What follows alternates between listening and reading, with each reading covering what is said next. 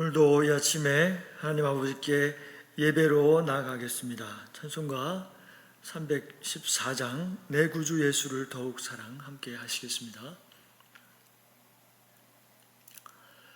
내 구주 예수를 더욱 사랑 엎드려 비는 말 들으소서. 내 진정 소원이 내 구주 예수를 더욱 사랑 더욱 사랑. 이전에 세상 락 기뻤어도 지금 내 기쁨은 오직 예수. 다만 내 비는 말 내 구주 예수를 더욱 사랑 더욱 사랑. 이 세상 떠날 때 찬양하고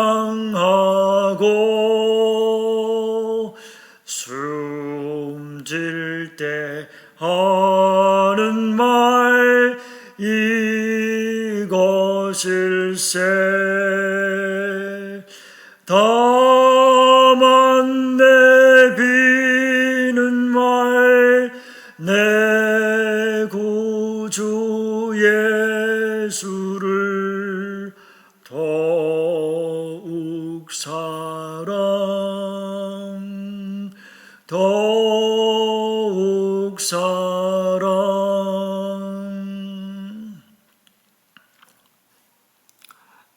사랑하는 하나님 아버지, 오늘도 귀한 하루 허락하심을 감사드립니다. 어지러운 세상 진리의 말씀을 굳게 붙잡고 살기를 원합니다. 주님, 오늘도 말씀하여 주시옵소서. 사모하는 마음을 더하여 주시옵소서. 육신의 건강과 평강을 더하여 주시옵소서. 가정에서, 직장에서, 사업장에서 힘과 능력을 주시옵고 지혜와 명철을 더하여 주시옵소서. 아버지의 자녀로 부끄러움이 없고 강하고 담대하게 살 수 있도록 주의 성령님께서 도와주시옵소서. 예수님의 이름으로 기도드립니다. 아멘. 오늘 본문 말씀은 마가복음 1장 1절로 8절까지입니다. 함께 봉독하시겠습니다. 하나님의 아들 예수 그리스도의 복음의 시작이라. 선지자 이사야의 글에 보라, 내가 내 사자를 내 앞에 보내노니 그가 내 길을 준비하리라. 광야에 외치는 자의 소리가 있어 이르되 너희는 주의 길을 준비하라. 그의 오실 길을 곧게 하라. 기록된 것 같이 세례 요한이 광야에 이르러 죄사함을 받게 하는 회개의 세례를 전파하니 온 유대 지방과 예루살렘 사람이 다 나와 자기 죄를 자복하고 요단강에서 그에게 세례를 받더라. 요한은 낙타 털 옷을 입고 허리에 가죽띠를 띠고 메뚜기와 석청을 먹더라. 그가 전파하여 이르되 나보다 능력 많으신 이가 내 뒤에 오시나니 나는 굽혀 그의 신발끈을 풀기도 감당하지 못하겠노라. 나는 너희에게 물로 세례를 베풀었거니와 그는 너희에게 성령으로 세례를 베푸시리라. 아멘. 오늘부터 마가복음을 묵상하며 함께 나누려고 합니다.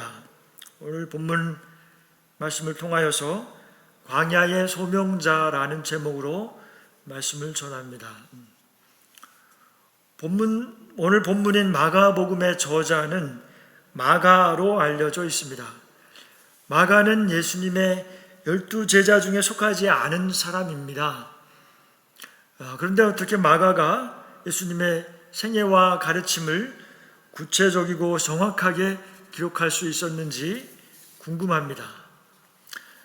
초대 교부들의 기록과 전통을 살펴보면 마가는 베드로로부터 예수님에 대해서 상세히 전해받은 것으로 설명되고 있습니다.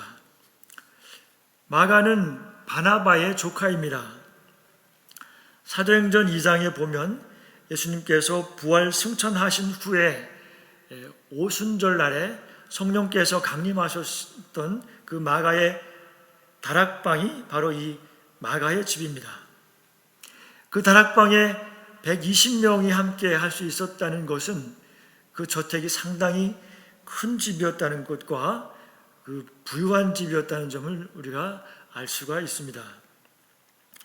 예루살렘 교회에서 마가는 베드로의 통역관으로 있었다고 기록을 하고 있습니다. 베드로전서 5장 13절에서 베드로는 마가를 내 아들 마가라고 부르고 있는 것으로 보아서 베드로와 굉장히 친밀하였음을 볼 수가 있습니다. 마가복음의 기록 연대는 AD 65년에서 AD 70년 사이로 봅니다. 또 마가복음의 기록 목적은 로마에 있는 이방인 기독교인들을 대상으로 기록한 것입니다. 또 마가복음의 기록 당시에 역사적인 배경을 우리가 아는 것은 우리가 성경을 이해하는 데에 매우 중요하다고 생각합니다. 당시 로마는 네로 황제가 통치하고 있었습니다. 네로 황제는 아주 폭력 정치로 유명했습니다. 친족을 죽이고 또 심지어는 어머니를 살해했으며 아내도 죽이고 또 이복 동생도 살해했습니다. 거의 정신착란증이 있다거나 미친 사람이라고 여길 정도로 광기가 있는 사람이었습니다. 마가복음이 기록된 때와 비슷한 때에 그 세계사적인 기록이 있는데요. 그것은 AD 64년경에 로마에 아주 큰 화재가 일어났다는 것입니다. 그 화재로 말미암아 로마 시가 전체 10구역으로 구성되어 있는데 그 중에서 3개의 구역이 완전히 불에 탔다는 것입니다. 아주 상상할 수 없을 정도로 엄청난 규모의 그 화재였습니다. 서울로 말하자면 3개 구가 모두 불에 탔다는 것입니다. 그 화재의 참사를 수습하기 위해서 노력을 했지만 그것은 간단치 않은 일이었습니다. 그런데 시중에 그 방화범이 네로 황제라는 소문이 돌기 시작했습니다. 그 소문은 점점 퍼져서 네로에게도 들려왔습니다. 폭정을 일삼았던 그 네로에 대하여 민심이 점점 악화되어져 갔습니다. 이런 이야기를 들은 네로 황제는 잘못하면 그 백성들이 반란을 일으킬 수도 있겠다는 그 정치적인 그 위기감을 느끼게 되었습니다.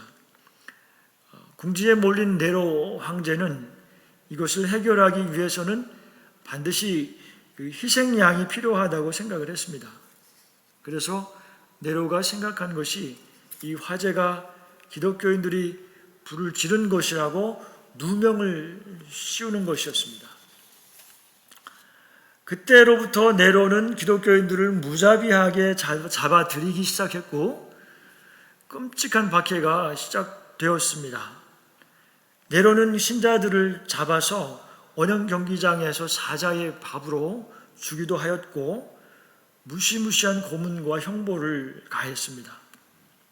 로마에 있는 기독교인들은 죽음의 공포에 떨게 되었습니다. 톱으로 켜는 고난과 나무에 매달아 화형을 시키면서 밤에 불을 밝히는 조명으로 사용하기도 하였습니다. 로마의 성도들은 절망에 빠져서 고통 중에 하나님께 부르짖었습니다. 왜 이런 고난을 당하여야 하는가? 정말 하나님이 살아계시는 것일까? 하나님께서는 왜 우리를 돌보지 않으시는가? 하고 하나님께 부르짖었습니다. 바로 이럴 때에 소책자인 그 마가복음이 로마의 기독교인들에게 돌기 시작했습니다. 절망 중에 있던 성도들에게 마가복음은 한 줄기 빛과 같은 소망을 주는 책이었습니다. 이 책은 죽어가던 그리스도인들에게 유일하고 영원한 생명의 길을 제시했던 참된 복음이었습니다. 마가복음은 사복음 중에서 가장 먼저 기록된 최초의 복음서입니다. 이 책이 기록된 연대가 정확히 그 화재가 발생했던 AD 64년의 다음 해인 65년에서 70년 사이였다는 것입니다. 그리고 이 마가복음은 다른 복음서를 기록하는 데에 기초가 되었습니다. 마가복음은 이렇게 시작합니다. 마가복음 1장 1절입니다. 함께 읽겠습니다. 하나님의 아들 예수 그리스도의 복음의 시작이라 라고 선포하고 있습니다. 그 말할 수 없는 끔찍한 핍박과 고난으로부터 그 두려움 속에 있을 때에 한 줄기 빛으로 제시된 말씀입니다. 사자의 밥이 되어서 죽어가는 성도들에게 영원한 생명 되시는 예수 그리스도만이 참된 복음인 것입니다.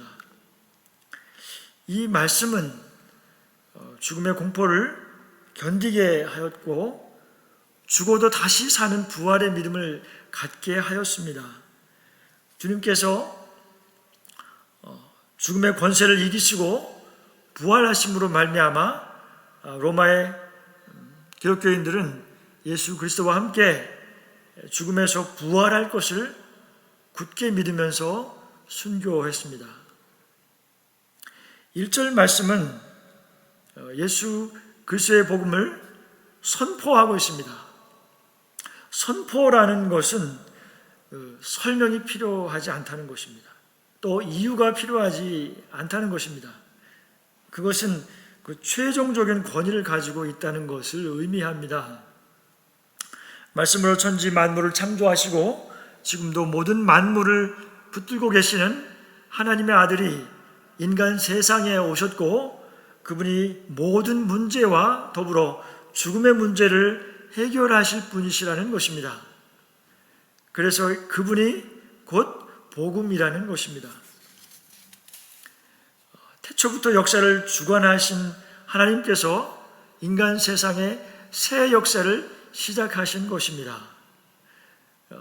그 당시 로마인들이 사용하고 있던 복음이라는 말은 우리가 지금 알고 있는 그런 복음이 아니었습니다.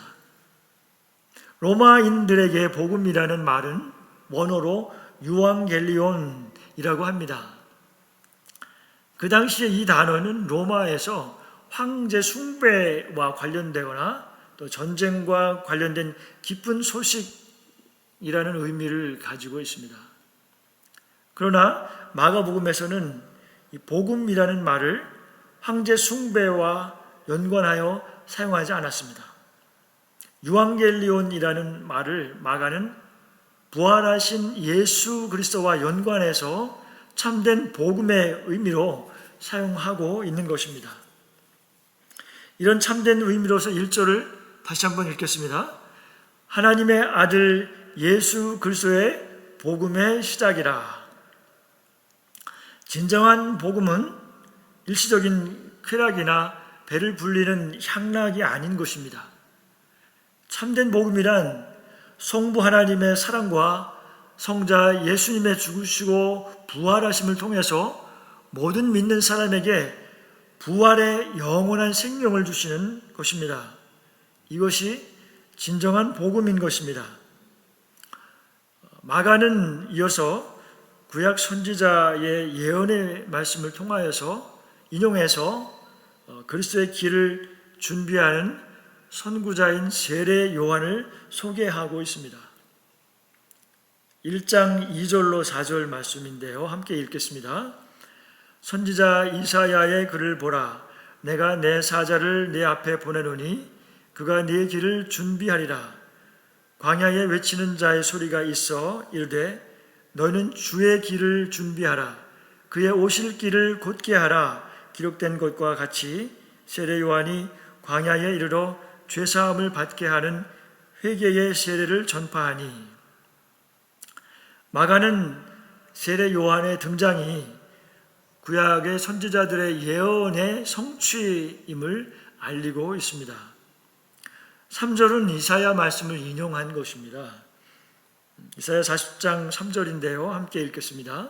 외치는 자의 소리여 이르되 너희는 광야에서 여호와의 길을 예비하라.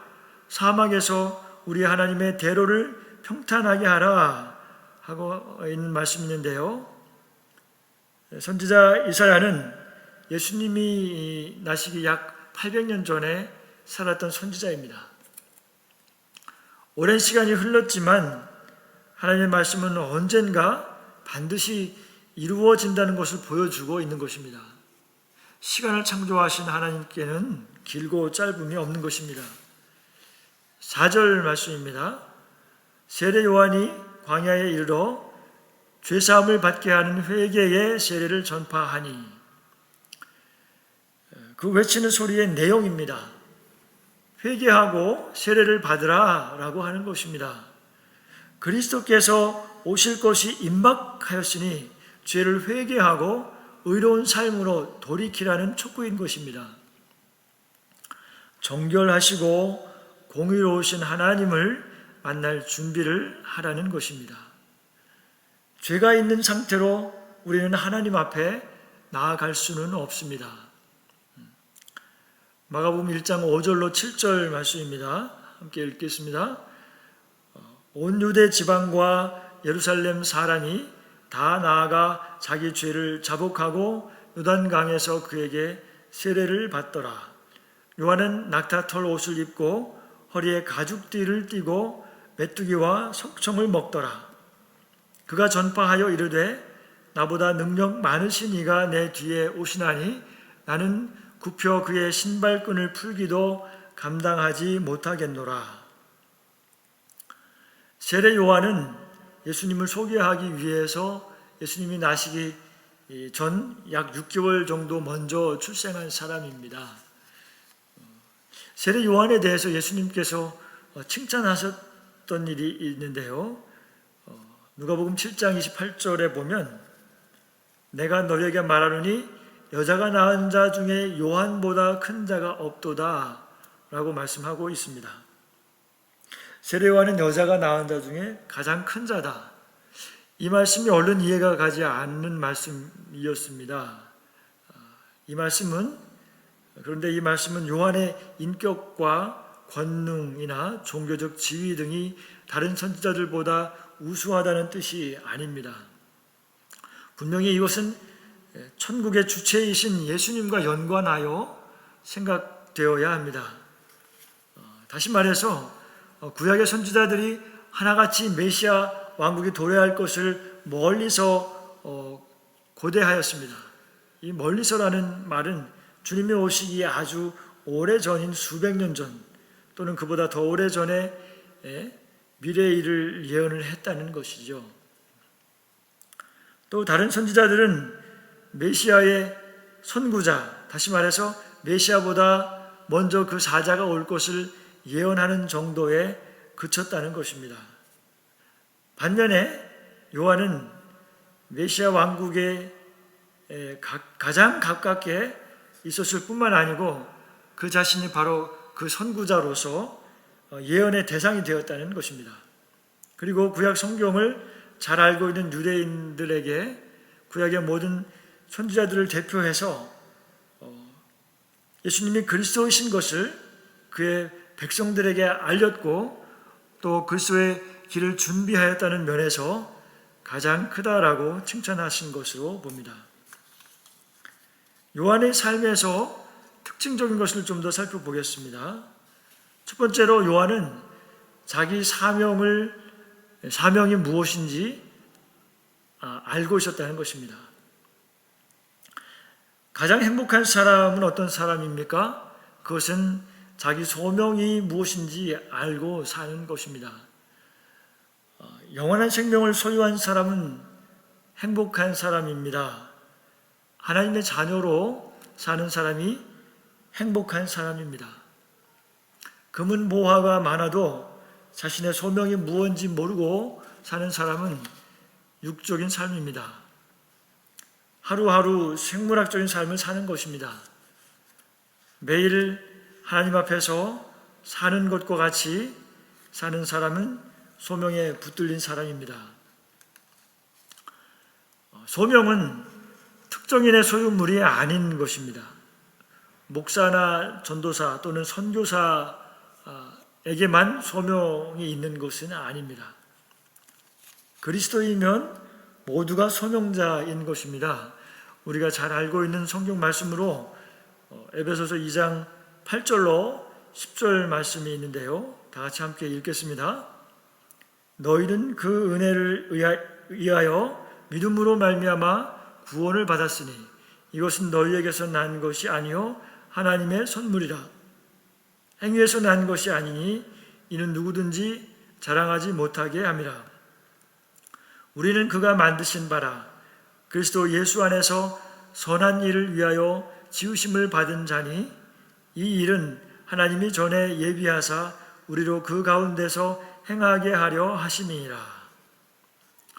우리는 에베소 2장 8절 9절 말씀을 잘 알고 암송하기도 합니다. 우리가 하나님의 은혜를 인하여 믿음으로 말미암아 선물로 구원을 받은 자들이 되었습니다. 우리는 날마다 죄인을 대속하신 그 크신 구원의 은혜를 묵상하며 날마다 감사하고 찬양을 드립니다. 그런데 이제 10절 말씀에 우리는 주목을 해보아야 할 것입니다. 10절 말씀을 다시 한번 읽겠습니다. 새 번역으로 보면 다음과 같습니다. 우리는 하나님의 작품입니다. 선한 일을 하게 하시려고 하나님께서 그리스도 예수 안에서 우리를 만드셨습니다. 하나님께서 이렇게 미리 준비하신 것은 우리가 선한 일을 하며 살아가게 하시려는 것입니다. 10절 앞부분에 보면 우리는 하나님의 작품입니다 라고 번역하고 있습니다. 우리는 하나님의 작품 중에서도 걸작품인 것입니다. 하나님의 걸작품이라는 것은 하나님의 형상대로 지어졌기 때문이고 또 하나님의 성령이 우리와 함께 하시기 때문인 것입니다. 또한 그리스도 안에서 우리를 만드셨다는 이 말씀은 그리스도의 보혈로 정결케 하셨다는 것을 의미합니다. 그래서 우리는 예수 그리스도의 보혈을 값으로 지불하고 만들어진 사람인 것입니다. 우리가 선한 일을 하며 살도록 하셨는데 그러면 선한 일은 무엇입니까? 그것은 하나님의 일이 선한 일이고 모든 사람이 하나님을 믿게 하는 것이 선한 일입니다. 예수 그리스도를 믿음으로 구원받도록 하는 일이 선한 일인 것입니다. 모든 하나님의 자녀에게 주어지는 소명이 바로 이것입니다. 하나님의 자녀는 하나님의 사랑으로 그 소명을 감당해야 하는 것입니다. 그것은 우리의 기쁨이고 하나님께서 기뻐하시는 일인 것입니다.